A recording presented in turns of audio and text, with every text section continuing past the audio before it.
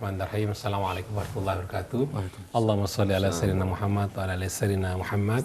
Ya, seperti biasa Radio Silaturahim dan Rasul TV setiap Selasa menampilkan acara Dialog Pagi bersama Ustadz Husein Alatas, Angkal Firman, dan Ustadz Heri Nurdi. Kali ini kita mengambil tema berhala-berhala modern. Ya, Assalamualaikum Ustadz Husein. Waalaikumsalam. Angkal Firman. Berhala modern. Iya, Mas Kirna. Oke, silakan Ustaz Heri. Baik, Ustaz Hussein, Assalamualaikum Ustaz. Waalaikumsalam warahmatullahi wabarakatuh. Sekedar memberikan intro ini Mas Kirna, Angkal Firman. Sejarah peradaban ini manusia kan sudah pernah menyembah apa saja Ustaz. Pernah menyembah matahari, pernah menyembah bulan, pernah menyembah bintang, menyembah air, menyembah api, menyembah pohon, menyembah manusia. Mengagungkan sesuatu yang tidak bisa dia pahami dengan akalnya. Kalau sudah nggak bisa dipahami, maka mudah sekali disembah, gitu. Begitu juga menyembah diri sendiri, kepentingannya. Kalau zaman modern ini, jenis berhala itu sangat halus bentuknya. Kadang-kadang bisa handphone, Ustaz. Betul. Kadang-kadang bisa pekerjaan. Kadang-kadang atasan. Kadang-kadang sepak bola. Sepak bola. Insya Allah, wah luar biasa. Kami tuh pengen punya pesan tuh mumpung sepak bola disinggung Ustaz Husein. Berharapnya kalau kick off itu setelah azan maghrib gitu Ustaz. Kan sekarang musim kalau kick off waktu maghrib. Tidak dibiarkan orang sholat dulu. Tapi kalau Maradona Mas itu dia punya kuil pemujaannya tuh. Santo Maradona. Santo Maradona? Santo Maradona di Argentina ya, Santo. Bahkan ada sejarah Santo Diego. Kita bahkan pernah menyembah setan gitu, sejarah manusia nih Ustaz. Setan didatangkan, ini kisah yang disampaikan oleh Buya Hamka. Dulu gedung Bappenas itu namanya Loji Freemansori.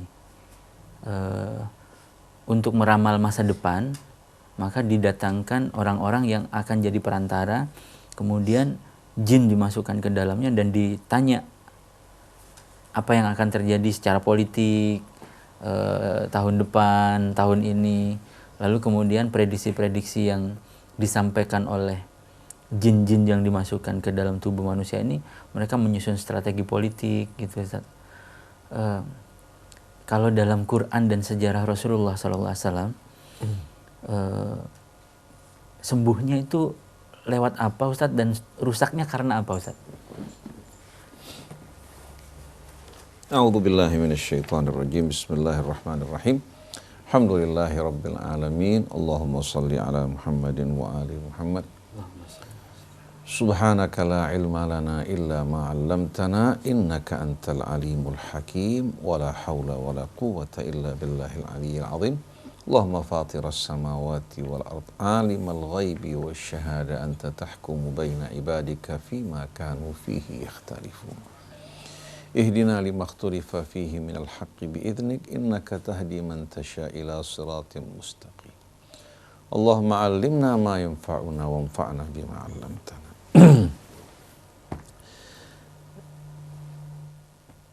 Menanggapi apa yang Ustaz Heri tadi sampaikan, kalau kita perhatikan dakwah para nabi, para rasul,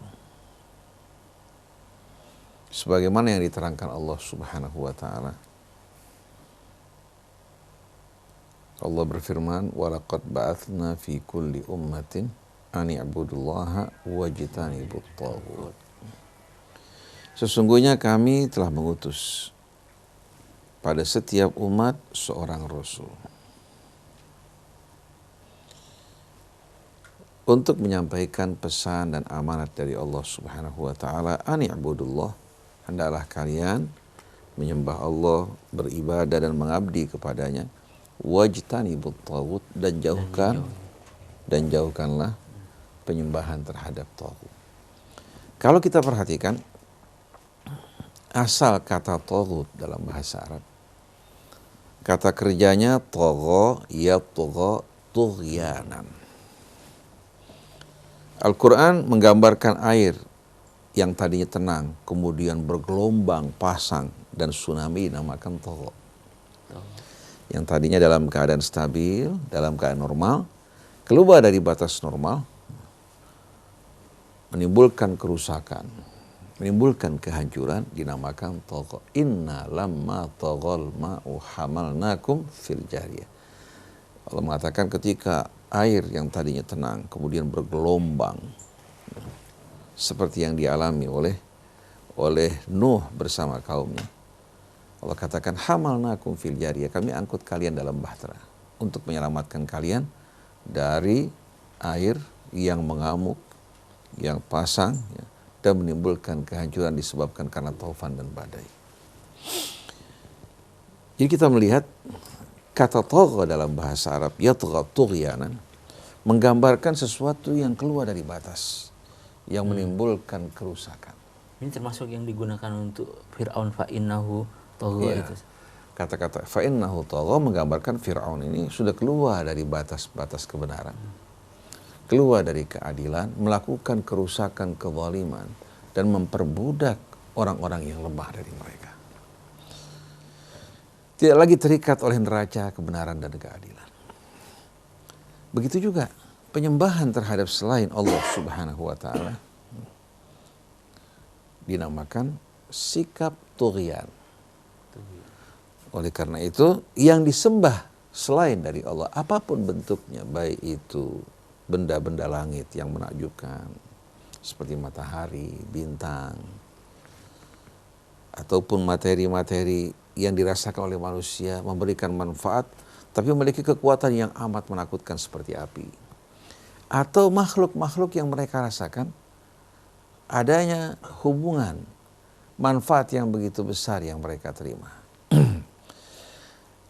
Nah, rasa kagum ini secara berlebihan membuat mereka keluar dari kebenaran, kehilangan kendali akal sehat mereka, akhirnya mereka menyembah makhluk-makhluk yang Allah ciptakan sebetulnya untuk melayani mereka. Nah, sembahan-sembahan selain dari Allah Subhanahu wa ta'ala dinamakan taghut. Taghut ini merupakan sighah mubalaghah yang untuk menunjukkan arti, bukan hanya sekedar menunjukkan hal yang melampaui batas, tapi menunjukkan arti yang luar biasa dahsyat. Jadi mubalaghah itu satu kata, ya, mungkin dalam bahasa ini superlatif ya, Ya. yang menunjukkan arti mubalaghah. Arti sangat banyak. Ya. Besar. Jadi kalau tagha yatgha tughyanan sudah menunjukkan arti yang melampaui batas, ya. Maka taghut ini betul-betul apa-apa yang memalingkan manusia, yang mengeluarkan mereka dari kebenaran dan menjerumuskan mereka dalam kehancuran dan kerusakan dinamakan taghut. Nah, dedengkot dan raja taghut adalah iblis. Iblis mengerahkan kaki tangan dan pasukannya. Bisa saja ya, yang menjadi taghut dalam hidup kita pasangan kita. Bisa saja anak-anak kita. Bisa saja harta benda yang kita cintai. Bisa saja permainan-permainan seperti sepak bola bisa menjadi taghut yang memalingkan kita dari Allah. Bahkan menimbulkan kebencian, persaingan, menjerumuskan orang dalam perjudian dan lain sebagainya. Saksikan coba, di saat manusia banyak yang menderita, kesulitan, kelaparan, satu kesebelasan bisa membeli seorang pemain dengan harga sampai ratusan juta dolar. Dan ini bukan hanya berlaku di Eropa, di Amerika. Indonesia, kesebelasan lokal, membeli seorang pemain baik dari Kamerun, seorang pemain yang berasal katakan dari kesebelasan yang sebetulnya bukan kesebelasan yang menonjol, karena Indonesia tidak punya kemampuan untuk membeli atau membayar seorang pemain dari kelas mahal, unggulan dengan kontrak yang mahal, atau seorang pelatih yang berada pada rating yang tinggi. Itu pun mengeluarkan biaya yang cukup besar. Berapa banyak dana yang dikeluarkan untuk sepak bola. Sedangkan di sekeliling mereka terdapat rakyat yang menderita, rakyat yang sengsara. Kalau itu uang dikeluarkan untuk kepentingan rakyat, niscaya akan mampu untuk membenahi kondisi keadaan sulit yang mereka hadapi. Tapi ternyata mereka lebih suka mengeluarkan uang mereka untuk hal seperti ini daripada mereka pergunakan di jalannya Allah Subhanahu wa ta'ala ridhai. Dan kita saksikan tua muda, pria wanita, menghafal pemain-pemain sepak bola dunia maupun pemain-pemain kesebelasan. Bahkan mereka menyaksikan acara-acara tersebut di tempat-tempat khusus seperti di Hard Rock dan lain sebagainya. Kita lihat bagaimana sepak bola ini bukan hanya menyita waktu mereka, bukan hanya menghambur-hamburkan harta mereka, tapi juga memalingkan mereka dari Allah dan kebenaran. Oleh karena itu, di Mesir, pertandingan sepak bola itu berlangsung sepanjang tahun. Ada yang namanya dauri, ya. Ada yang namanya kas. Ya. Itu sepanjang tahun, terutama sekali di musim dingin. Oleh karena itu, sebahagian waktu rakyat Mesir dihabiskan untuk bola.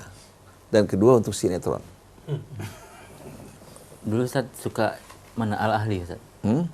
Kesebelasan yang mana? Kalau saya kebetulan kan memang bukan penggemar bola yang utama. Paling sekali-sekali kalau ya. final kesebelasan dunia ya. Lihat itu pun tidak terlalu tidak terlalu fokus. Hanya untuk menikmati dan tidak mau sama sekali punya kecondongan berpihak kepada kesebelasan. Kenapa? Kalau kesebelasan kita menang, kita lupa diri. Kalau kalah kita apa? Sakit hati. Jadi paling kita hanya menikmati seni permainan. Jadi sepanjang tahun di Mesir itu pertandingan sepak bola berlangsung. Dari mulai merebut piala yang mereka sebut namanya kas sampai kepada dauri. Antum tahu, bukan hanya harta yang mereka hambur-hamburkan sebetulnya dapat memecahkan problema kemiskinan di Mesir. Dan itu membuat devisa pemerintah Mesir dan rakyatnya terangkut keluar karena membayar pelatih-pelatih yang cukup mahal. Padahal kita di sana untuk membeli dolar itu sulit. Membeli dolar, mata uang asing sulit. Pelatih ini dibayarnya dolar. Tapi mereka nggak mungkin dibayar dengan pound Mesir.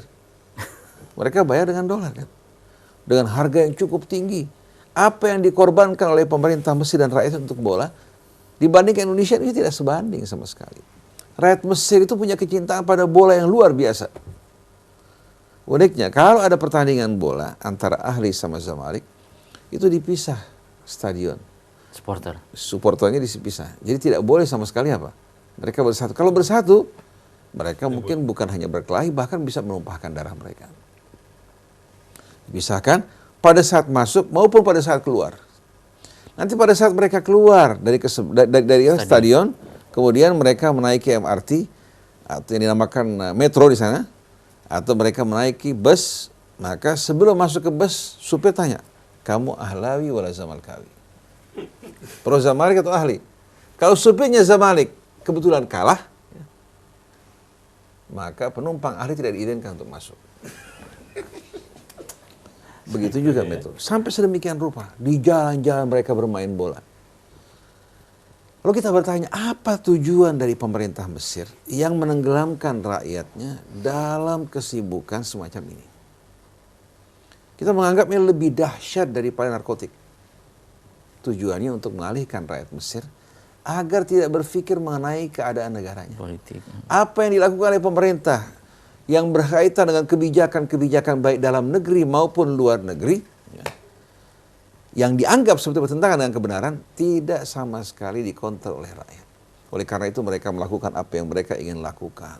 Baik menambah plafon pinjaman luar negeri mereka, yang penting rakyat Mesir, harga roti tidak naik, harga kendaraan umum tidak naik, sekolah free, kemudian mereka bisa menikmati acara sepak bola sepanjang tahun. Rakyat Mesir tenggelam, hanyut, lupa kepada Allah, lupa kepada masa depan negara mereka, dan lupa bagaimana pemerintah Mesir menjual energi yang Allah anugerahkan buat mereka kepada Israel dengan harga yang murah.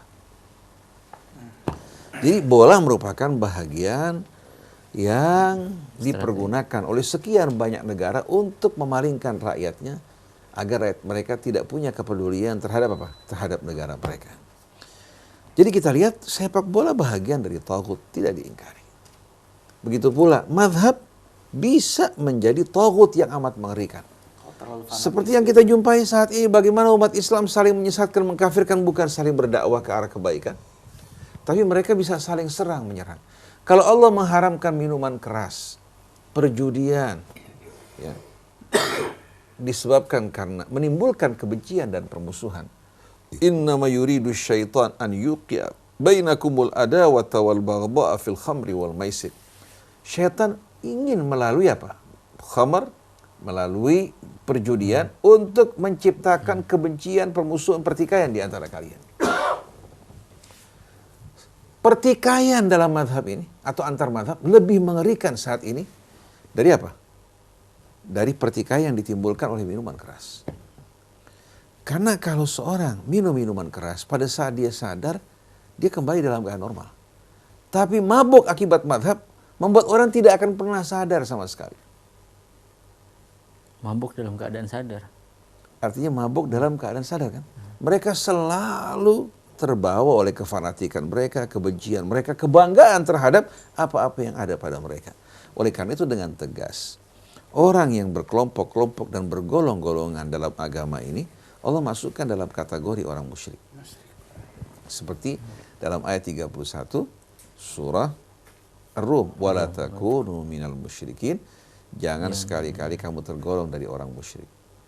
Siapakah mereka ya Allah? Minalladzina farraqu dinahum. Itu orang-orang yang memecah belah agama mereka hingga mereka bertikai dan berselisih. Kullu hizbin bima ladaihim farihun. Tiap kelompok merasa bangga dengan apa yang ada pada mereka.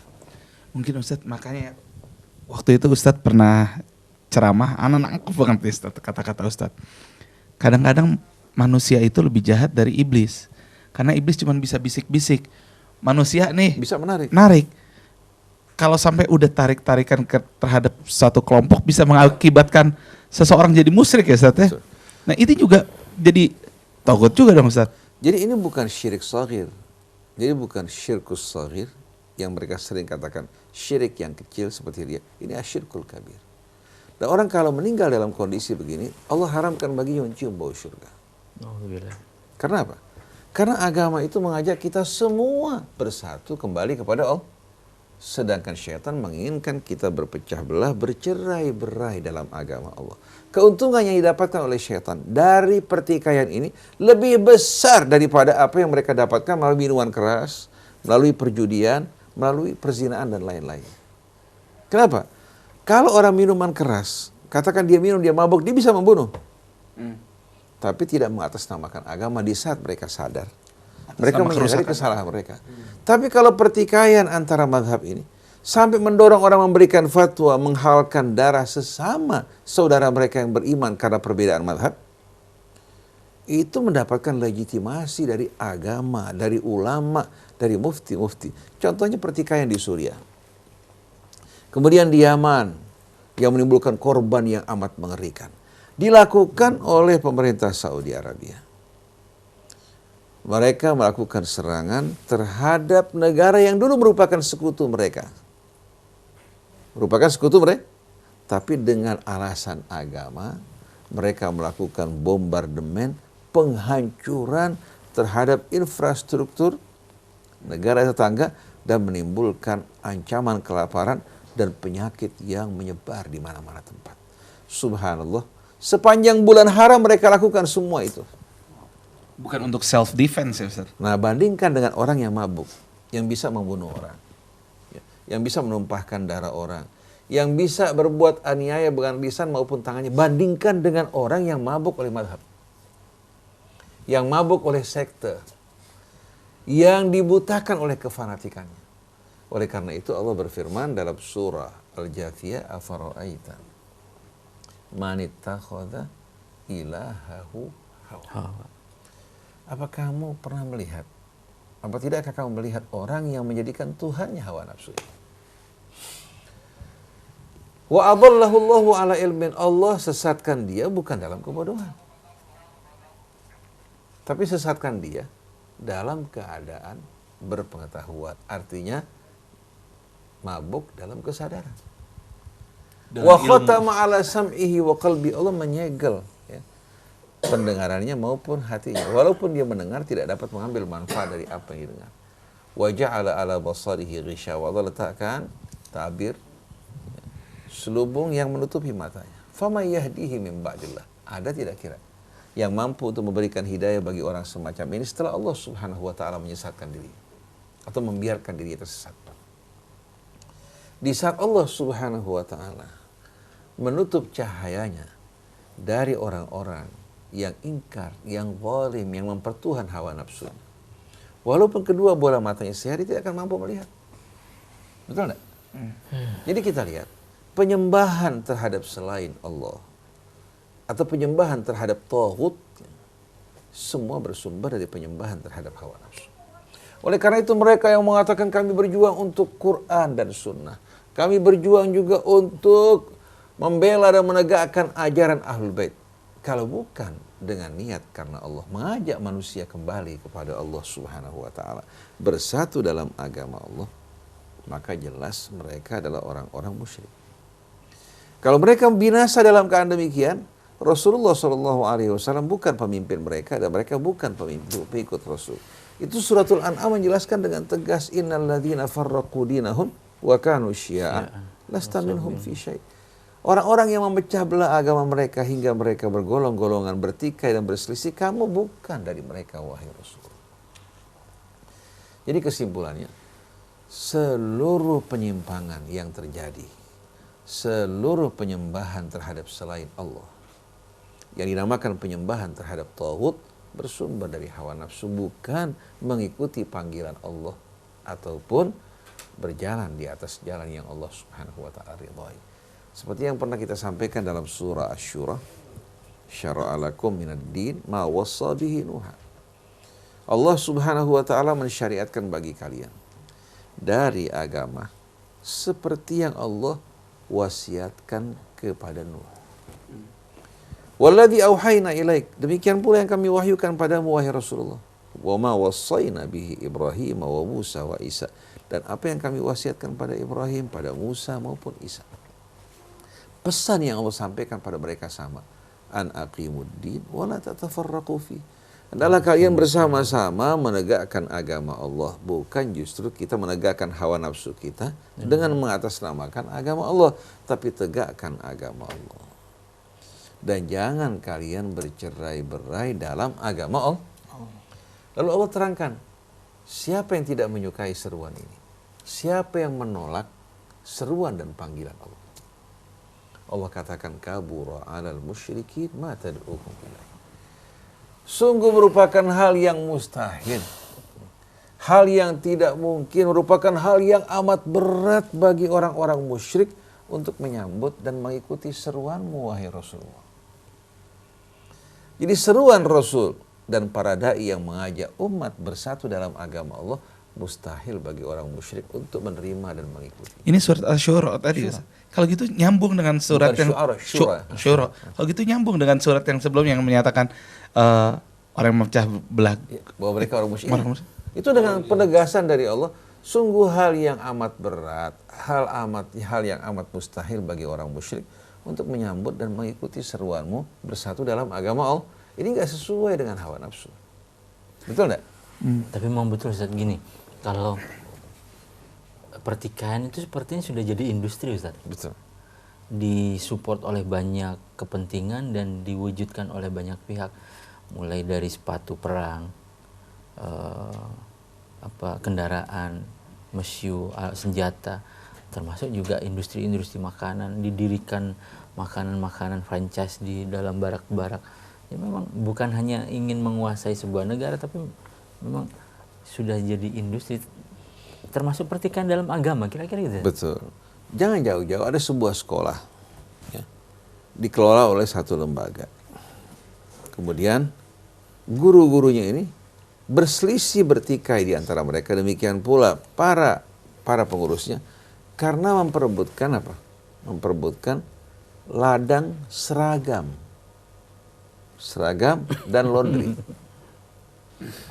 Jadi sebagian menginginkan seragam merupakan jatah mereka, sebagian lagi menginginkan yang berhubungan dengan laundry. Jadi disebabkan karena ladang ini mereka bertikai, berselisih, kemudian mereka gunakan dan sertakan dalil-dalil agama. Sebagian mengatakan bahwa ini kami lakukan untuk perjuangan, bukan untuk kepentingan kami. Satu rombongan datang menawarkan barang ke satu rumah sakit. Jadi supplier menawarkan barang ke satu rumah sakit. Saya nggak sebutkan rumah sakit. kebetulan yang bekerja dalam bidang purchasing, perbelanjaan dan lain sebagainya, seorang muslim yang baik. Nah, seorang muslim yang cukup baiklah, sholat, rapi, jidat hitam dengan jenggot yang panjang. Ini penampilan yang cukup menarik. Pada waktu sholat datang, orang yang terdepan dia. Begitu dia menawarkan barang, lalu bagian purchasing mengatakan, berapa yang Anda siap berikan untuk kami? Lalu supaya terkejut, menyaksikan penampilan seorang muslim yang baik, jidat yang hitam. Dia bilang, bukankah ini merupakan hal yang haram? Dia bilang, ini bukan untuk saya, untuk perjuangan dan partai.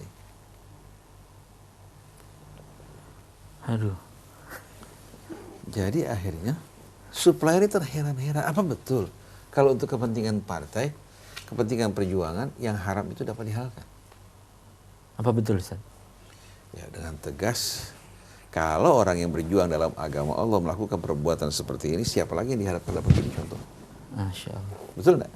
Seharusnya ulama, pejuang-pejuang di jalan Allah, orang yang paling jauh dari hal-hal seperti ini. Terjadinya revolusi, Renaissance, kebangkitan di Eropa, karena kerjasama antara penguasa dan tokoh-tokoh agama yang memperdayakan masyarakat. Dan subhanallah, kalau Renaissance terjadi pada abad 18, ternyata jauh-jauh hari, ya, bahkan pada masa Rasul dan sebelumnya, telah terjadi kerjasama semacam ini. Hingga Allah berfirman, Inna katsiran minal ahbari war-ruhban la ya'kuluna amwalan nasi bil batil. Sesungguhnya banyak dari apa? Ahbar, robi-robi Yahudi. Begitu pula pendeta-pendeta Nasrani yang memakan harta manusia dengan cara yang batil. Dan ini bukan hanya terbatas pada orang-orang Nasrani maupun Yahudi. Pertikaian yang sebagian besar terjadi di tengah-tengah masyarakat Islam juga karena ini.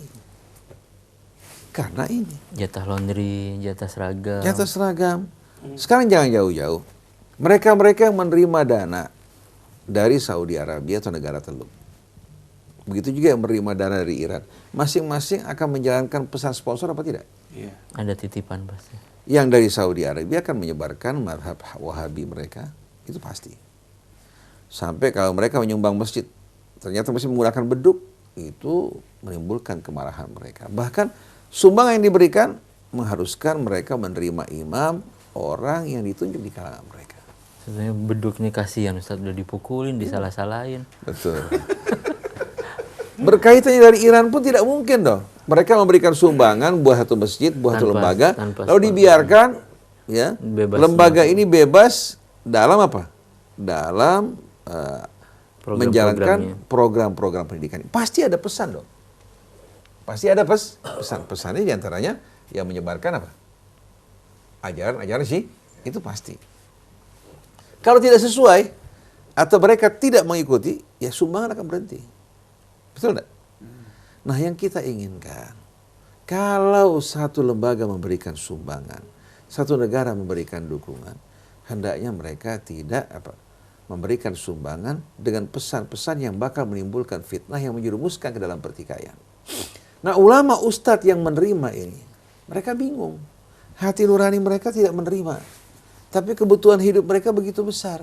Sampai satu orang dari mereka ketika ditegur, kenapa kamu lakukan semua ini? Dia bilang, bagaimana? Anak saya sekolah di perguruan tinggi di Saudi Arabia dibayar oleh mereka. Dapat beasiswa, pergi umroh, pergi haji. Rumah tangga saya ditanggung oleh mereka. Bahkan kendaraan juga diberikan oleh mereka. Begitu juga yang dari Iran juga sama, tidak ada bedanya. Oleh karena itu kita menginginkan radio Rasil ini bukan radio Rasil yang mewakili kepentingan negara manapun, kelompok manapun, golongan manapun, mazhab manapun, tapi kita betul-betul mengajak umat untuk kembali pada Allah. Jadi tidak ingin mengintimidasi, tidak ingin mengeksploitir, tapi ingin mengajak umat kembali kepada kebenaran, berjalan menuju Allah bersama-sama. Jadi yang kita ajak teman seperjalanan, bukan ingin mengambil manfaat dari orang yang kita ajak. Kita nggak mengharapkan sepeser pun dari tempat-tempat kita mengajar. Justru kita ingin memberi untuk mereka. Di samping memberikan ilmu yang bermanfaat, kita berharap juga bisa memberikan bantuan pada mereka-mereka yang butuh dan menggerakkan masyarakat untuk mengeluarkan infak zakat mereka bukan untuk kita bawa pulang ke rumah kita. Infak tersebut dikelola oleh mereka dan diambil dari orang yang kaya, diberikan kepada fakir-fakir miskin mereka. Jadi kita lihat semua sebab perselisihan pertikaian di saat si aku ini ya, ditonjolkan ke depan. Allah Subhanahu wa taala diabaikan. Kalau kita masuk ke satu majelis yang disebutkan adalah makhluk dengan kebesaran-kebesaran, baik dia seorang pejabat atau pengusaha, bagaimana kira-kira rasanya majelis tersebut? Bagi orang yang beriman, merupakan masjid yang hambar yang tidak menyenangkan. Mereka ingin mendengar Allah dan namanya disebutkan. Membangun kecintaan kepada Allah, menghidupkan jalan Allah, bukan menghidupkan hawa nafsu mereka masing-masing.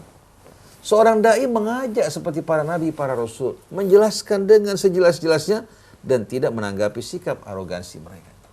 Kalau diterima, alhamdulillah. Tidak diterima berarti kewajiban mereka apa? Sudah gugur. Selesai.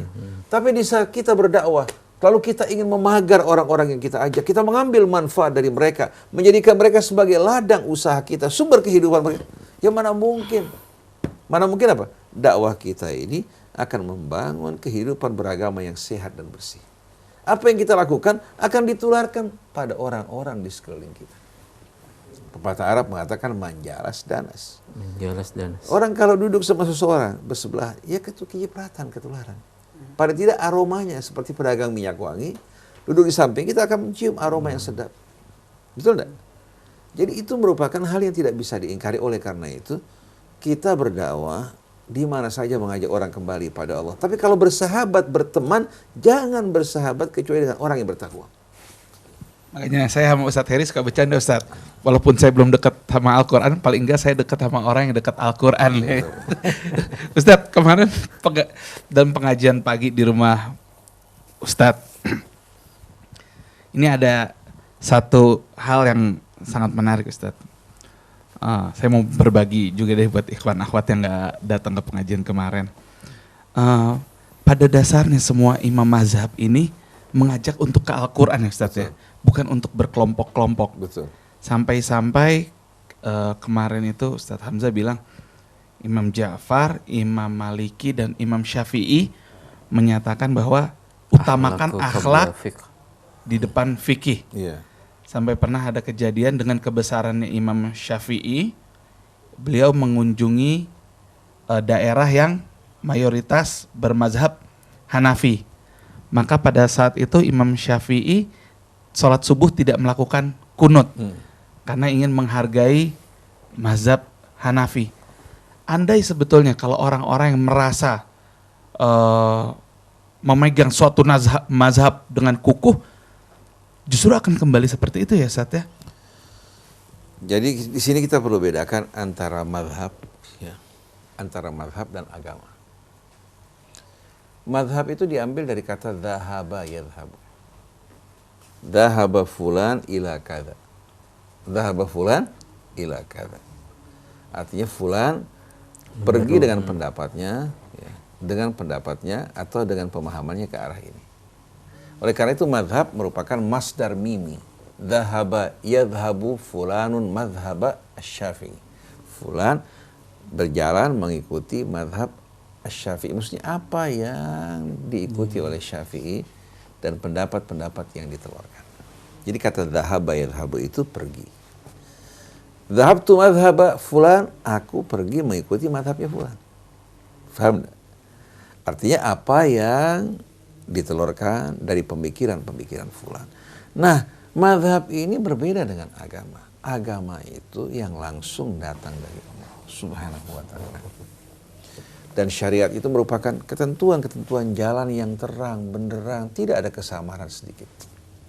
Tapi kalau sudah masuk mazhab, kita harus pahami ranah mazhab ini merupakan ranah yang tidak sama sekali terdapat nas yang tegas dan jelas hingga lahirlah pemikiran interpretasi. Dan mazhab ini atau pemikiran ini, pendapat ini tidak lepas dari situasi kondisi yang dihadapi. Seperti seorang dokter bersama-sama temannya belajar di sekolah yang sama, di kelas yang sama, dari buku yang sama. Di saat berhadapan dengan pasien, pasti resep yang diberikan, walaupun pasiennya apa? Ya, katakan di satu daerah sedang terlanda, katakan umpamanya penyakit seperti tifoid ya, atau demam berdarah. Ketika dokter mengawasi pasiennya, dia terikat dengan disiplin ilmu pengetahuan dan dasar-dasarnya, yang dinamakan basic knowledge. Tetapi pada saat dia memberikan resep untuk pasien, dia tidak mungkin memberikan resep tanpa melihat kondisi pasiennya. Betul enggak? Contohnya, kalau pasien memiliki, katakan punya gangguan-gangguan alergi terhadap beberapa jenis obat. Walaupun itu obat yang terbaik, dokter tidak akan gunakan. Karena alergi ini bisa menimbulkan kematian.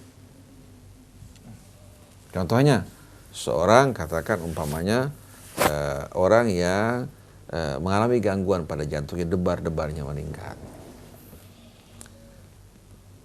Atau dia telah melakukan intervensi, dokter menganjurkan dia untuk memakan obat yang menurunkan detak jantungnya. Golongan beta blocker lah, seperti Concor. Ini orang makan Concor untuk apa? Untuk mengobati apa? Perasaan tidak nyaman. Cocok dengan dirinya, karena diberikan dokter.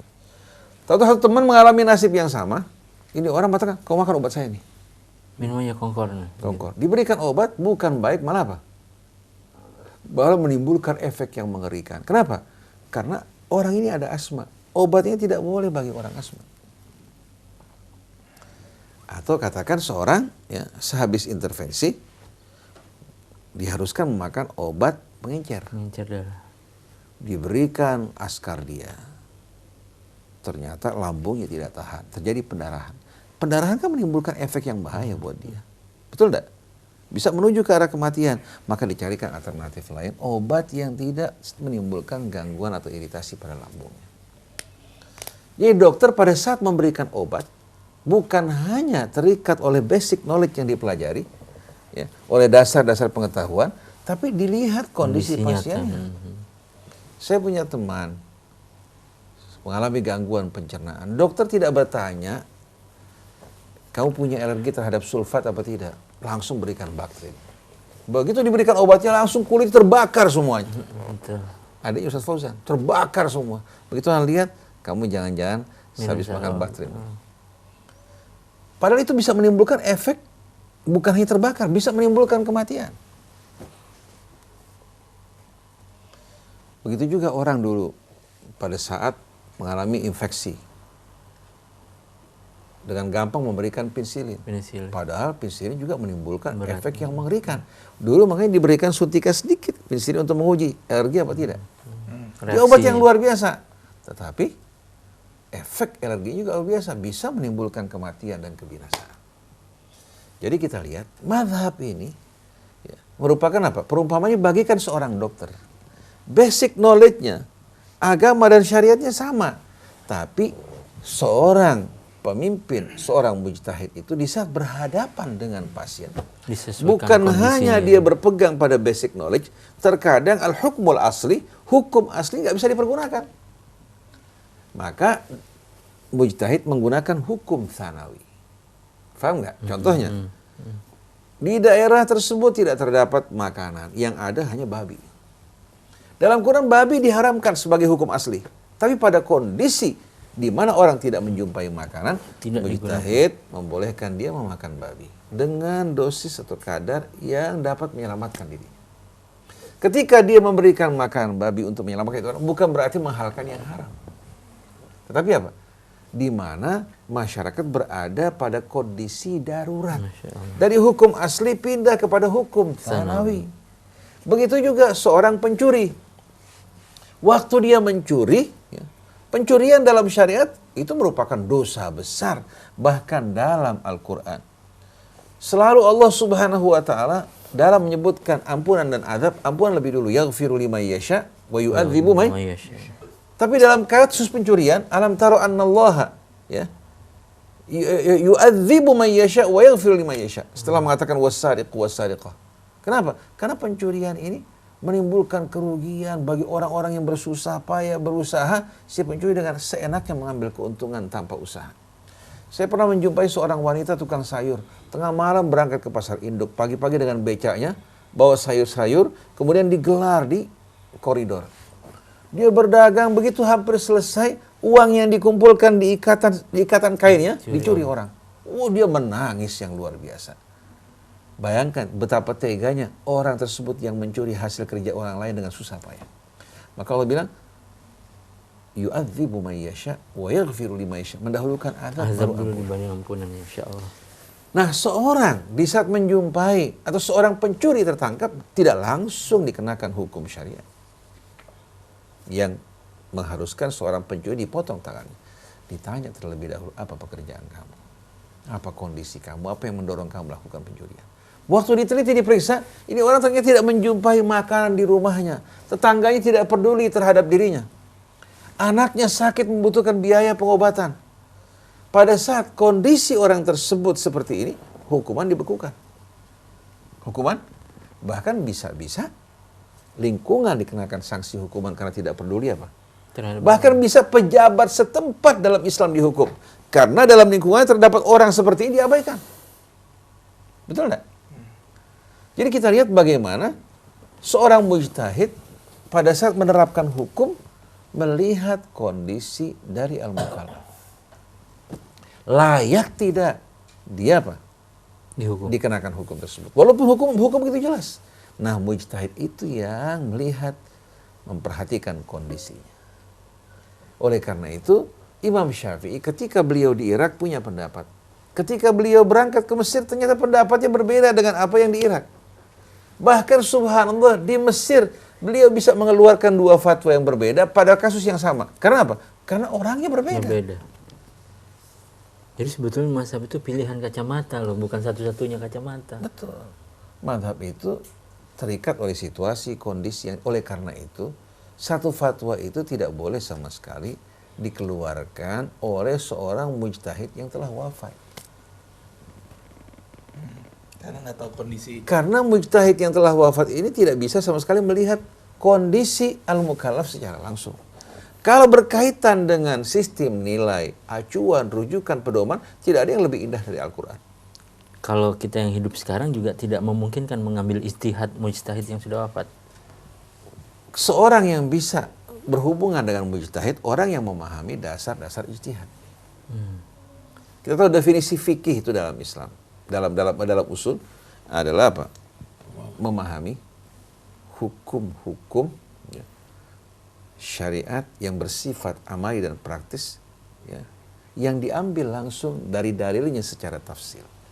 Jadi kalau orang membaca buku fikih tidak mengetahui dasar-dasarnya disampaikan kepada masyarakatnya, dia bukan seorang faqih dan dia tidak memahami fikih. Karena kalau dia memahami fikih, di samping dia mengetahui satu pendapat, dia mengetahui dalilnya.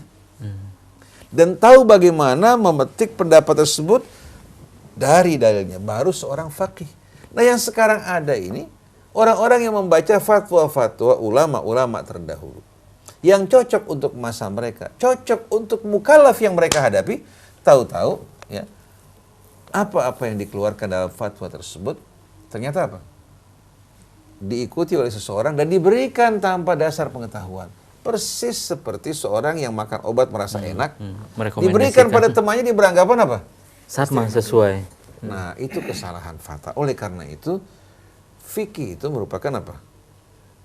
Al-ilmu bil ahkami asy-syari'at tasyri'iyah, al-ilmu bil ahkami syari'atil amaliyatil mustanbatah min adillatiha tafsiliyah. Jadi pemahaman mengenai hukum-hukum syariat yang bersifat praktis yang dipetik langsung dari dalil-dalil tafsirnya. Untuk memahami cara pemetikan hukum, kita harus memahami usul fikih sebagai alat dan sarana. Memahami juga kaidah bahasa Arab dengan benar dan memahami juga Al-Quran sebagai rujukan dan sunnah-sunnah yang mengikutinya. Nah, kalau seorang awam merujuk kepada sesuatu tanpa dasar pengetahuan, bisa-bisa diagnosisnya salah nggak? Bisa salah kan? Luka lambung bisa luka lambung, bisa terbakar menimbulkan kulit. efek-efek yang berbahaya. Satu anak kecil sakit diberikan obat oleh dokter. Ini anak, orang tuanya pegang itu obat dan resep. Begitu orang lain sakit yang serupa diberikan juga resep yang sama, tembus nih obat nih. Luar biasa. Ada sebuah kisah menarik. Ini terjadi pada beberapa ustadz dan habib. serta kiai. Satu ustadz kebetulan sering kali lesu, sering sendi-sendinya sakit. Dia makan obat ikan mas, atau orang berikan obat namanya ikan mas. Isinya steroid murni. Oh, Masya Allah. Begitu dia makan ikan mas, langsung bangun. Gagah. Harga obatnya tidak mahal, ya. Efeknya dahsyat. Efeknya langsung tokcer. Iya. Akhirnya nih Ustadz bilang apa? Kalau gitu dokter nih semua bohong. Dokter banyak mempermainkan pasiennya. Dia beli obat dalam jumlah besar. Ya Allah. Beli obat dalam jumlah besar. Tiap ketemu Ustadz, Kiai, Habib, nih obat yang paling istimewa. Obat untuk apa saja? Yang kena liver, kena gangguan ini. Aduh. Sampai yang kena penyempitan pun ya, Diberi steroid. diberikan steroid. Nah, salah satu korbannya dia, saya punya adik, kesian. Dia mungkin mengalami penyempitan, akhirnya diberikan obat tersebut. Karena apa? Karena merasa ini obat luar biasa kan? Begitu dia makan ini obat, dia merasa penyakit penyempitannya hilang. Bahkan kalau dia bangun dari tempat tidur, ya, dengan mudah dia bangun. Kalau tadinya luar biasa sulitnya. Sampai akhirnya terjadi pendarahan di lambung, muncul efek-efek yang amat banyak. Nah, Ustadz, Kiai, dan Habib yang makan obat ini merasa tubuh mereka bersemangat, kemudian wajah mereka gemuk, orang bilang luar biasa ini. Kamu ternyata semakin hari semakin sehat. Padahal gemuknya bukan gemuk sehat, namanya moon face. Mukanya mirip dengan bulan, akibat dari pengaruh steroid yang menimbulkan kerusakan pada daya tahan tubuhnya, menimbulkan pengeroposan tulang, menimbulkan juga pendarahan lambung. Kalau orang tersebut terkena virus, ya, diberikan steroid, lebih berbahaya lagi karena apa? Daya tahan tubuhnya akan menurun akibat obat tersebut. Kalau dia tidak makan obat tersebut, seperti kayak orang mati, mayat hidup. Di saat dia makan, kembali segar lagi. Nah, Ustadz ini kan bukan bidang dia. Dia nggak bertanya pada dokter. Dia beli ikan mas, sampai dibawa ke Saudi Arabia, dibawa ke Hadramut, dibawa ke mana-mana tempat. Tiap ketemu orang dikasih itu obat. Ya Allah. Yang harganya murah dan terjangkau.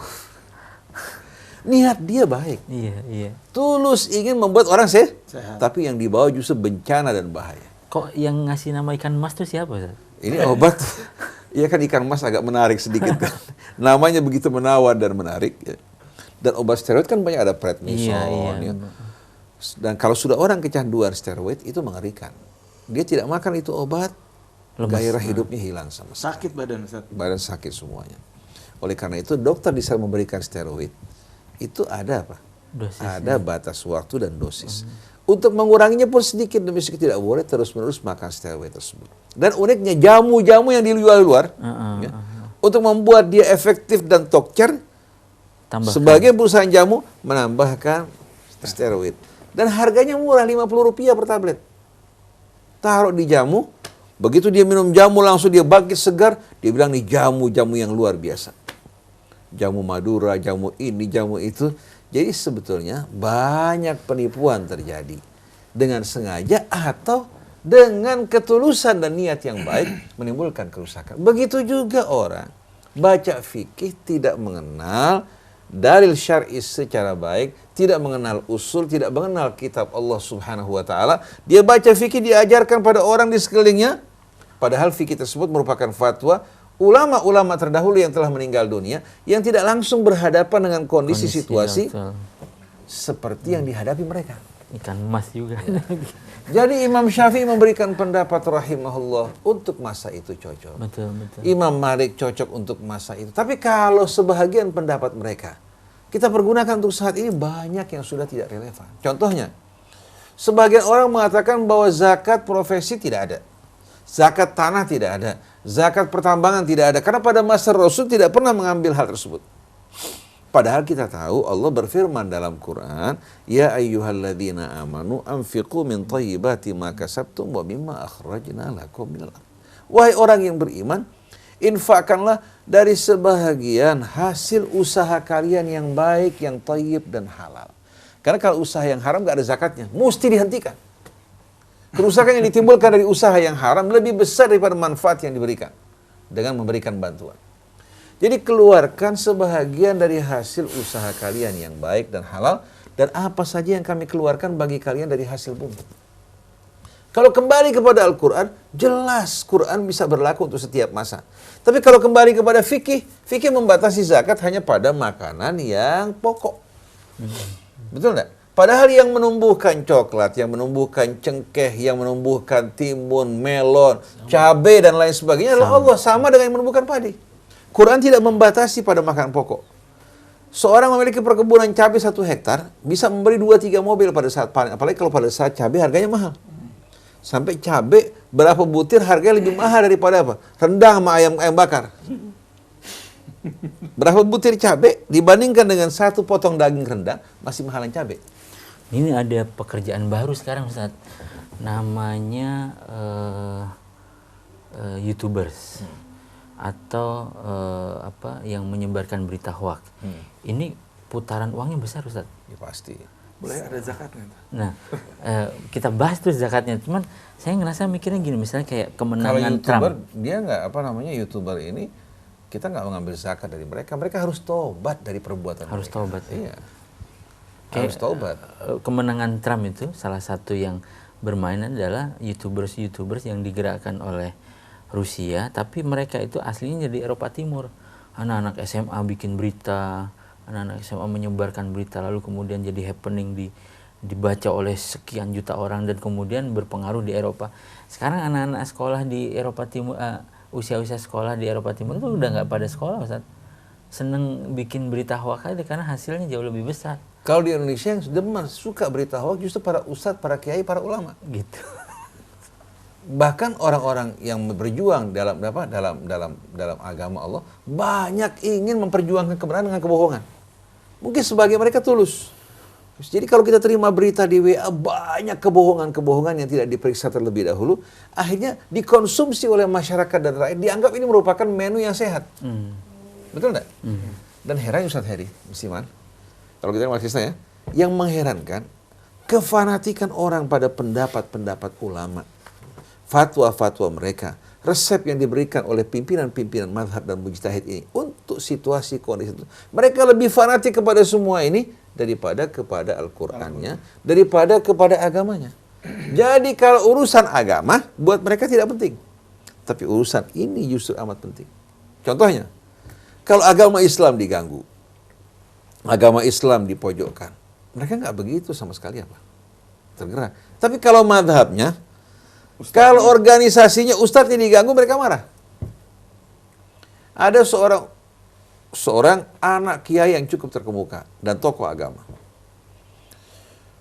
Ketika dia berdialog dengan kalangan orang-orang yang katakan kalangan modernis, ya, mereka menyindir Islam, menjelekkan Islam. Dia nggak begitu marah sama sekali. Bahkan dia berupaya untuk melakukan pembenaran yang menyesuaikan dengan seleranya oleh kalangan modernis. Bahasanya disamakan. Tapi begitu kelompoknya, organisasinya, ya, diganggu, dilecehkan, langsung dia berkelahi. Jadi kita lihat berhalanya kelompok tuh, Ustaz. Ya, berhalanya kelompok, golongannya. Ya. Jadi kita lihat banyak sebagian orang-orang Syiah, saya lihat.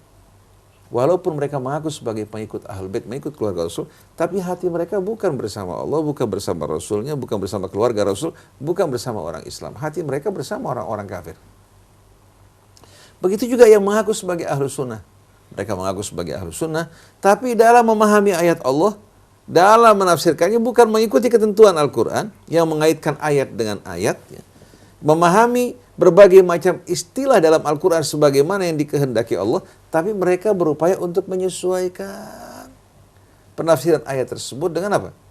Dengan selera mereka, dengan hawa nafsu mereka, disesuaikan dengan kepentingan mereka. Kita lihat, tapi Islam diganggu, mereka tidak peduli. Tapi begitu kelompok, golongan, sekte diganggu, mereka akan marah. Oleh karena itu kita lihat isu Syiah Sunnah yang berkembang ini, sebetulnya tujuannya bukan berjuang untuk Islam, bukan berjuang untuk kebenaran. Nah, kita ingin mengajak umat Islam menanggalkan semua fanatisme ini. Kita mengajak kembali kepada Allah, kembali kepada Rasul. Kita juga menghargai, menghormati para keluarga Rasul, para sahabat Rasul, menjaga mulut kita dari hal-hal yang tidak berguna yang bisa menimbulkan petaka kerusakan di tengah kita. Nah, sebagian orang yang kalangan Syiah, nggak semuanya, menulis di YouTube, bicara di YouTube, nulis juga di Facebook, di mana tempat. Dulu kami pendengar Rasil, pengagum Ustadz Hussein. Sekarang betul-betul saya bercuci tangan dari Ustadz Hussein. Karena mereka ingin saya membenarkan semua yang keluar dari apa? Fatwa-fatwa, pandangan-pandangan dari ulama Syiah. Saya nggak boleh kritik. Baru mereka siap untuk mengikuti. Sampai ketika saya khutbah Jumat di satu tempat, sebagai orang Syiah bertanya, Ustadz Hussein Syiah bukan? Bukan. Langsung dia keluar.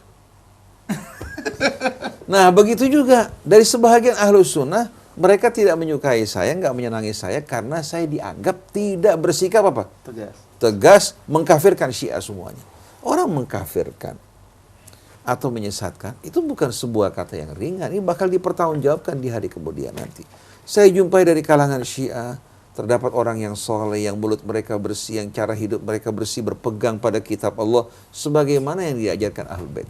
Di antara mereka terdapat orang-orang yang memang banyak melakukan penyimpangan-penyimpangan, lebih mengutamakan riwayat, hadis, dan berbagai macam pendapat ulama mereka, bahkan dari kitab Allah. Mereka lebih banyak membaca riwayat-riwayat daripada membaca kitab Allah.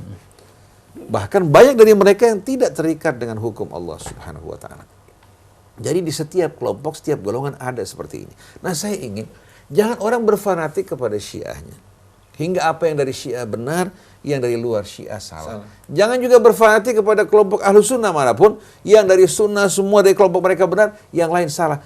Cocokkan semua pendapat kita, pemikiran kita dengan kitab Allah dan hadiun Nabi Muhammad SAW. Itu kewajiban kita. Kalau kita punya pegangan seperti ini, kita tidak akan punya rasa sentimen antipati terhadap apa? Terhadap kelompok yang berbeda dengan kita. Karena kelompok golongan bukan tolak ukur. Tapi kita akan bersaudara, berkumpul bersatu dalam kitab Allah, dalam bimbingan nabinya, dalam persaudaraan iman. Demikian pula loyalitas kita tidak mungkin kita akan berikan pada orang yang nggak beriman. Coba yang Suhairi. Dalam Islam, seorang mukmin tidak akan mewarisi dari ayahnya yang kafir. Begitu juga ayahnya yang kafir tidak akan mewarisi dari anak yang beriman. Anak boleh memberikan orang tua hadiah, tapi kalau namanya tawarus saling mewarisi, itu terikat dengan hubungan wala dalam iman. Loyalitas dalam ayah mewarisi anaknya, anak mewarisi orang tuanya, itu harus ada ikatan keimanan. Begitu anaknya kafir, maka ayahnya tidak lagi mewarisi anaknya. Begitu pula di saat orang tuanya kafir, dia tidak akan menerima warisan dari anaknya. Tapi kewajiban bakti anak pada orang tua, memberikan orang tua, membantu orang tua, itu lain, bukan warisan. Karena tawarus, saling mewarisi, hanya antara orang yang beriman. Oleh karena itu, semua termasuk dalam bahagian wala dan loyalitas kita pada Allah, pada Rasulullah beriman. Begitu juga, kalau seorang ayah kafir, anak perempuannya beriman, boleh nggak si bapak mewalikan anaknya? Nggak boleh. Yang menjadi wali anak yang beriman. Orang tuanya boleh hadir, tapi mengingat dia berbeda agama, dia tidak layak untuk menjadi wali bagi anaknya. Karena Allah mengatakan wal mu'minun wal mu'minat ba'duhum awliya'u ba'd. Orang yang beriman satu sama lain menjadi wali saudaranya. Jadi kalau orang tua yang kafir tidak boleh mewalikan anaknya, karena apa? Karena perbedaan iman. Kalau orang tua yang kafir menjadi wali anaknya, dengan sendirinya ikatan wilayah ini mengharuskan anak ikut pada orang tua dalam pesan-pesannya. Walaupun sebagian kecil nggak boleh bisa bertentangan dengan agama Allah Ta'ala. Jadi orang tua hanya menjadi wali anaknya di saat dia beriman. Di saat anak diabaikan oleh orang tua, di mana orang tua tidak menjalankan wilayah Allah, bahkan tidak memperdulikan agama si anak, tidak memperdulikan akhlaknya, bimbingannya, maka bisa-bisa wilayah orang tua akan hilang. Oleh karena itu apabila seorang tua memaksa anak perempuannya kawin dengan pria yang tidak baik akhlaknya, si anak bisa menolak.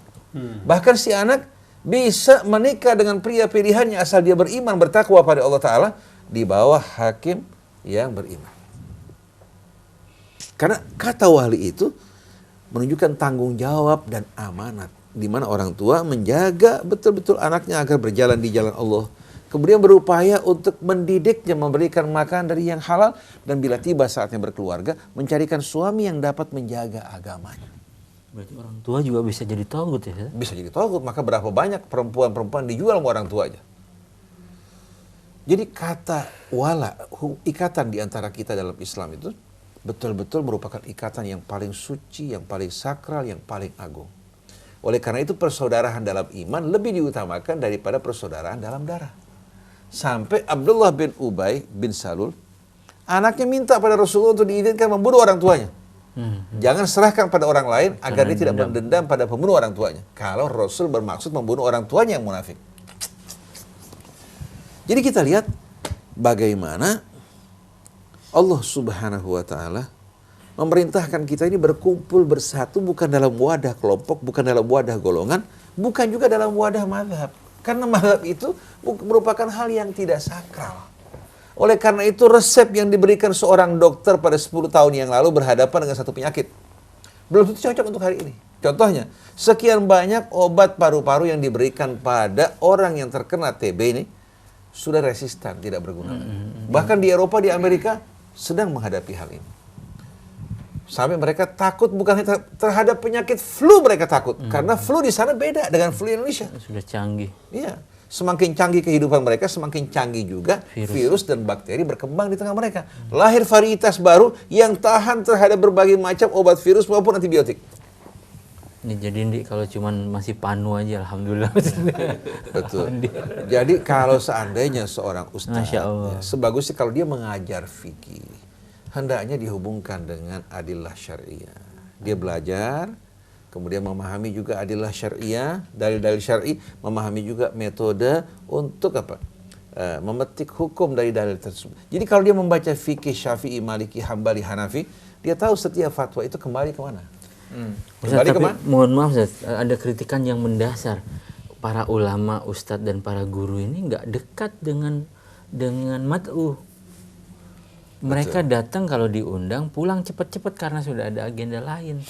Betul. Tidak mendiagnosa masyarakat yang memerlukan. Betul. Ini masalah kenapa saya bilang saya nggak mau terima undangan jauh-jauh di luar. Karena saya nggak tahu kondisi masyarakat yang saya hadapi. Satu.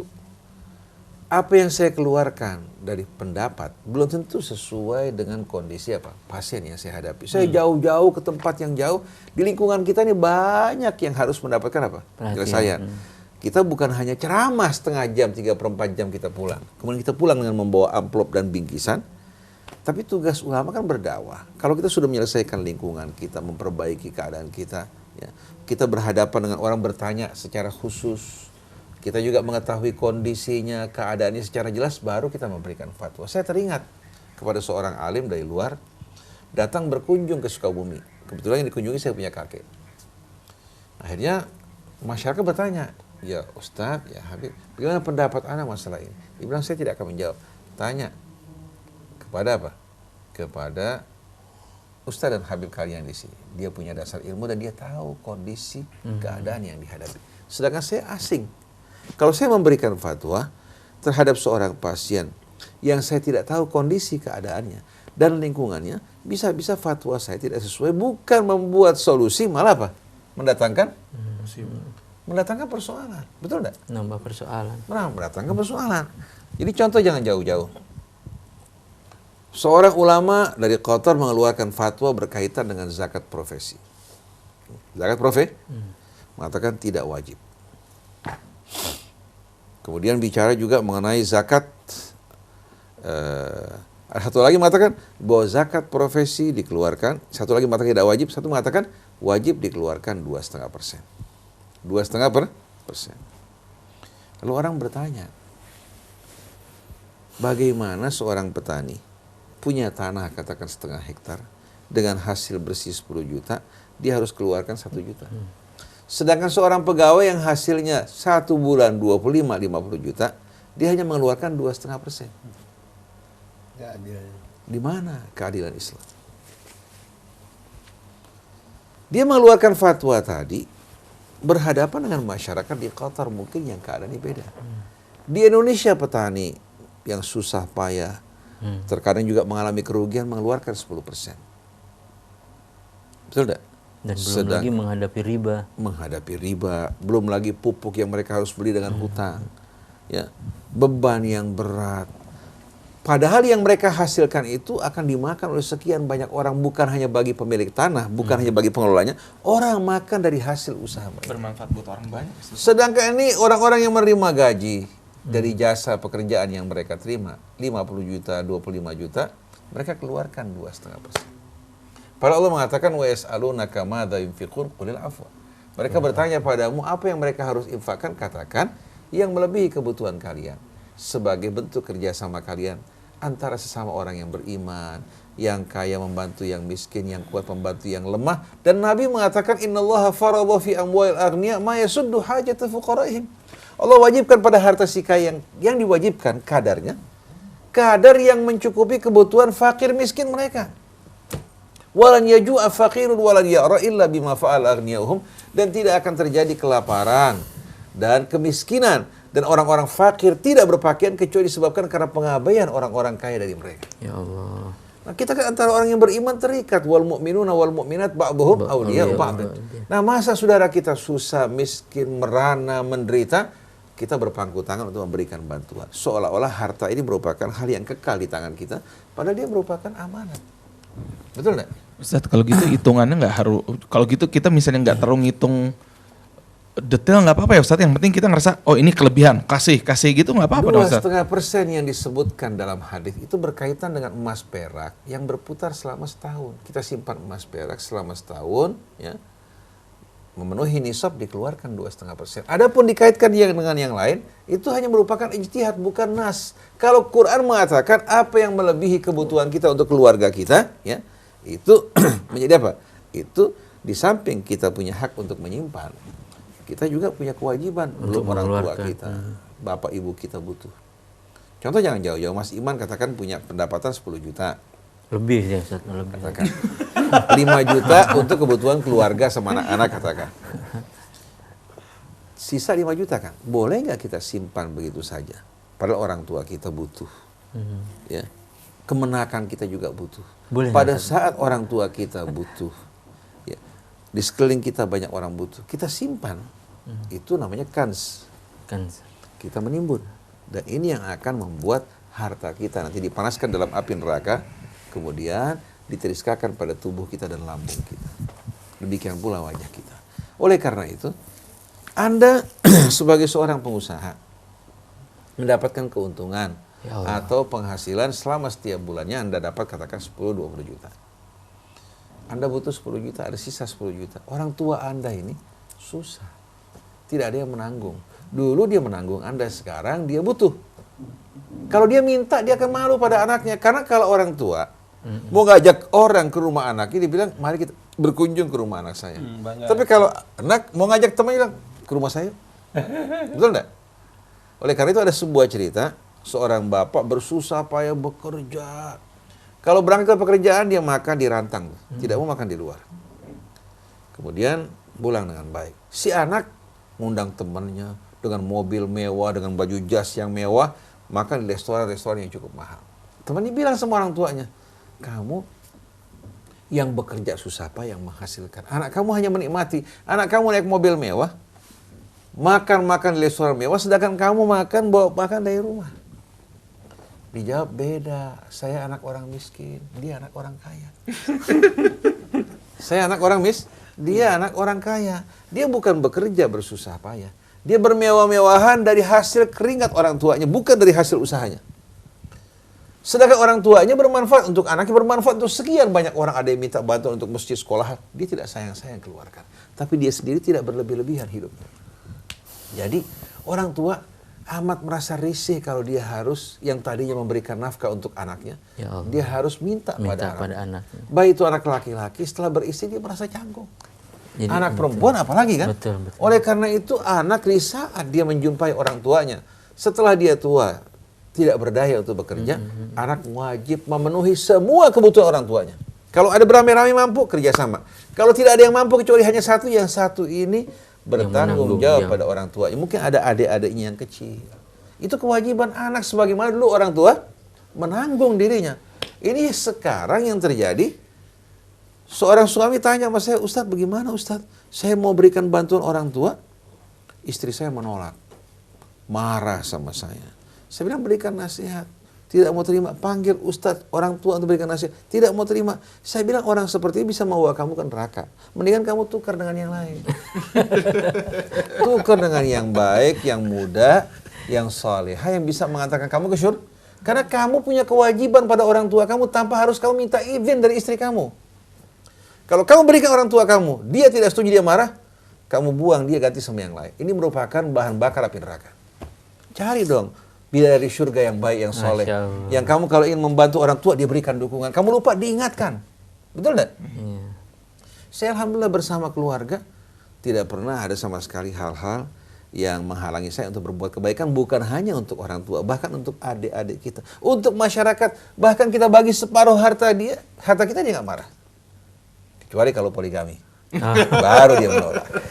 Jadi Nah, kalau seandainya dia menolak yang berkaitan dengan poligami, kita hargai dengan kebaikan-kebaikan yang begitu banyak kan? Tapi kalau dia menghalang-halangi kita untuk berbuat kebaikan pada orang tua kita, pada keluarga kita, ini bisa berbahaya besar. Bisa menjerumuskan kita, apalagi seorang ustaz, ke dalam api neraka. Jadi anak kalau berjumpa dengan perempuan seperti ini yang menghalang-halangi kebaikan, membuat dia tidak berbakti pada orang tuanya, buang hari ini sebelum besok. Jangan merasa sama sekali ragu. Dan saya tanggung jawab di akhirat. Kalau ini perempuan dinasihati nggak mau sama sekali, kawin lagi. Tinggalkan ini perempuan. Biar dia merasakan betul dan menjadi pelajaran buat orang lain.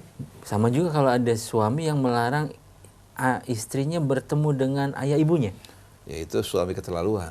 Suami dapat perempuan dididik oleh orang tuanya dengan baik-baik, dibesarkan menjadi wanita salihah, diserahkan pada suaminya tanpa meminta imbalan apa-apa. Suaminya nggak membantu istrinya berbakti pada orang tuanya. Suami semacam ini suami yang tidak ada harganya sama sekali. Tukar sebelum maghrib. Ya, berikan nasihat yang baik, ajak orang-orang yang mengerti untuk berikan nasihat. Tapi kalau dia tetap egois dengan caranya, bersikap aniaya, ngapain punya suami kayak begini? Betul enggak? Suami seperti ini nggak ada harganya. Tidak mendidik dia taat pada Allah, tidak mendidik dia untuk berbakti pada apa? Pada ayah ibunya. Oleh karena itu, sebagaimana seorang istri mendukung suaminya berbakti pada ayah ibunya, suami wajib mendukung istrinya untuk berbakti pada ayah ibunya. Bahkan menghormati mereka, menghargai mereka, membantu mereka. Apa yang diberikan oleh mereka untuk kita, dari istri kita, itu merupakan nikmat yang besar. Orang yang tidak bersyukur kepada manusia, tidak mungkin dia bersyukur pada Allah Ta'ala. Kenapa? Manusia kan jelas di hadapan dia, kebaikannya langsung. Kalau Allah Subhanahu Wa Ta'ala membutuhkan renungan kan? Tiap nikmat yang kita terima ini semua dari Allah. Walaupun melalui perantara kan? Iya. Nah, kalau orang nggak bisa mensyukuri manusia yang berbuat kebaikan padanya, bagaimana mungkin dia bisa menghargai, mensyukuri nikmat Allah Subhanahu Wa Ta'ala? Yang perlu perenungan. Yang membutuhkan renungan. Oleh karena itu, bersyukur pada manusia merupakan jalan menuju syukur kita kepada Allah yang tak terhingga. Oleh karena itu, kalau kita bayangkan mertua kita, apa sih yang dia minta sama kita? Waktu menikahkan anaknya, dia keluar uang cukup besar, dia sibuk, dia ribut. Dia pernah nggak minta? Pokoknya nanti kalau mau kawin, saya minta ganti rugi sekian. Nggak pernah sama sekali. Betul nggak? Diserahkan anaknya, bahkan dia bantu istri kita pada saat susah. Pada saat nggak punya apa-apa, dia berikan bantuan untuk kita. Dia membantu juga merawat anak kita. Juga membantu memberikan dukungan pada saat dia sakit, kita sakit kan? Ini merupakan nikmat yang tidak mungkin dapat kita lupakan. Oleh karena itu saya, kalau berkaitan dengan perbedaan fikih, pendapat, buat saya tidak penting. Dalam syariat kita bersatu. Tapi kalau sudah menyangkut masalah ini, tidak ada tawar-menawar. Kalau seorang laki-laki mengadu, Ustaz, istri saya begini, tidak apa. Tidak sama sekali, tidak setuju saya berbuat baik, orang tua saya menghalang-halangi saya, diberikan nasihat tidak mau, saya langsung katakan tukar. Tapi kalau istri taat, membantu kita berbakti pada orang tua, dia sholat, dia menghargai kebaikan suami. Coba kalau marah suka banting pintu, banting piring, maafin.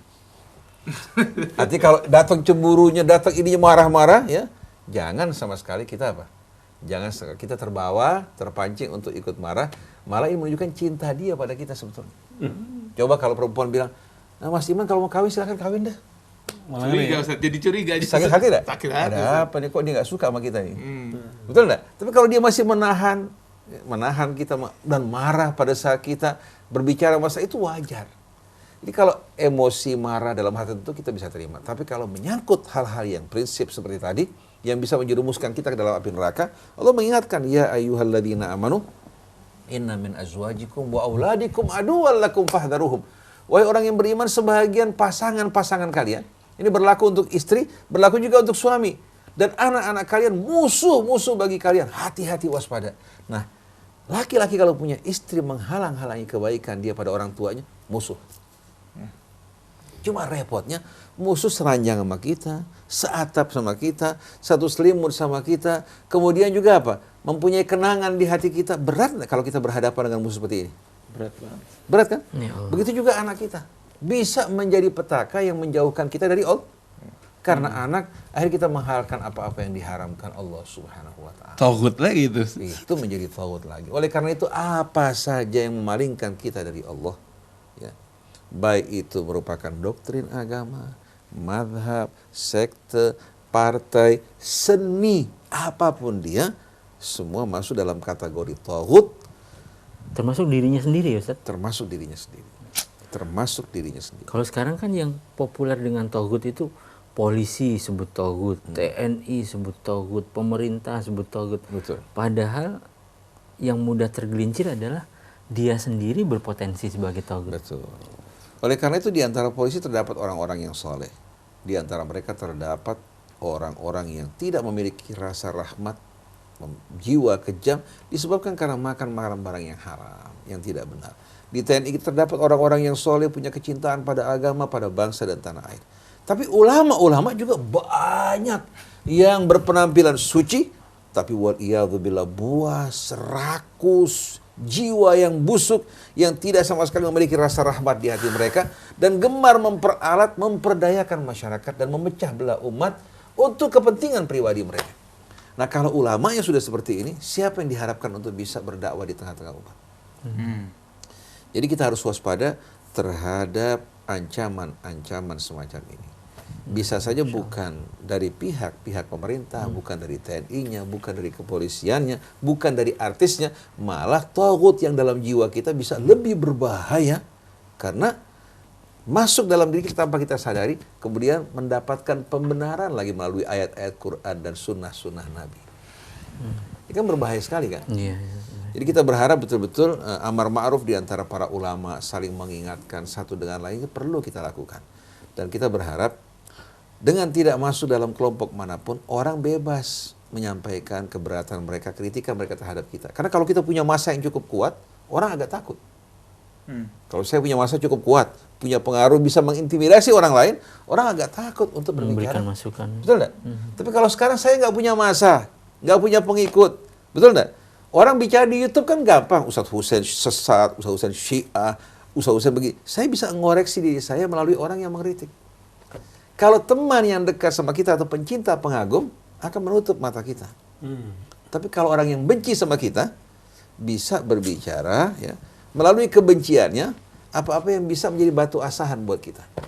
Tapi memang ada yang menyebutkan gini, Ustaz, the true lover are our haters. Betul. Jadi Betul. orang-orang yang mencintai kita itu sebetulnya adalah para pembenci-pembenci itu. Betul. Karena dia memperhatikan semua tindak lanjut itu. Sampai Imam Ali kan memerintahkan untuk menaburkan pasir abu di mata orang yang suka gemar memuji kita.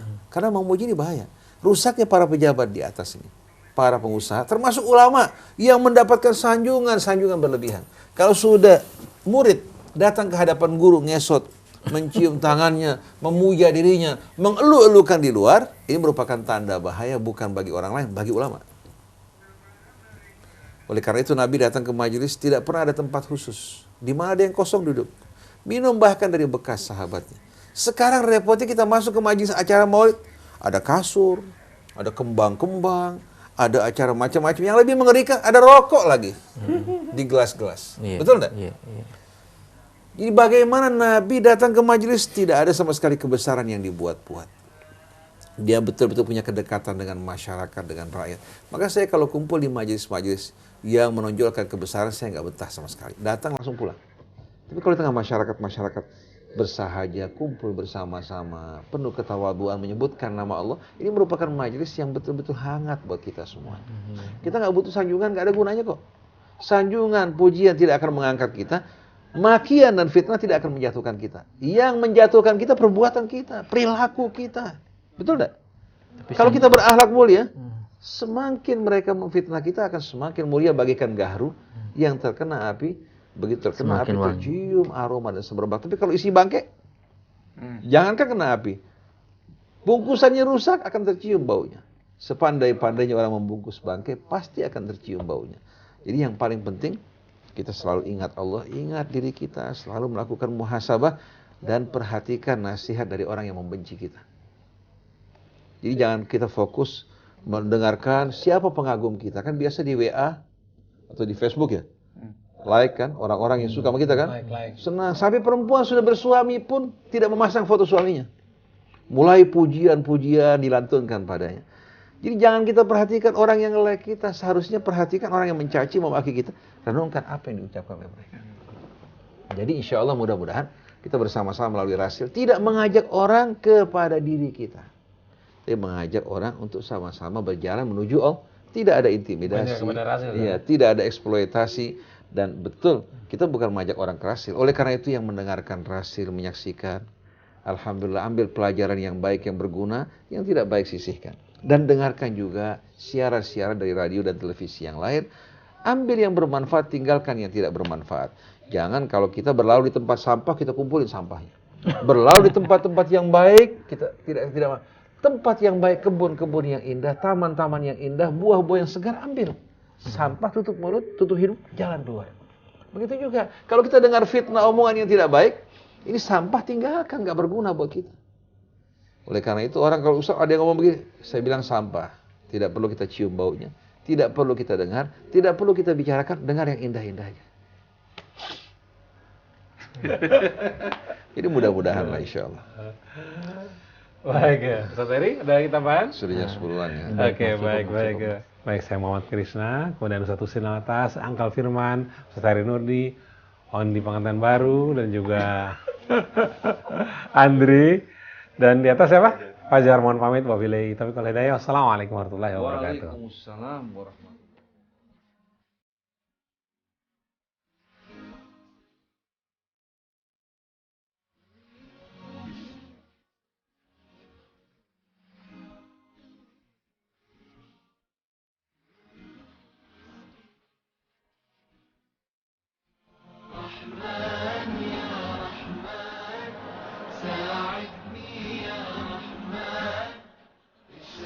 صدري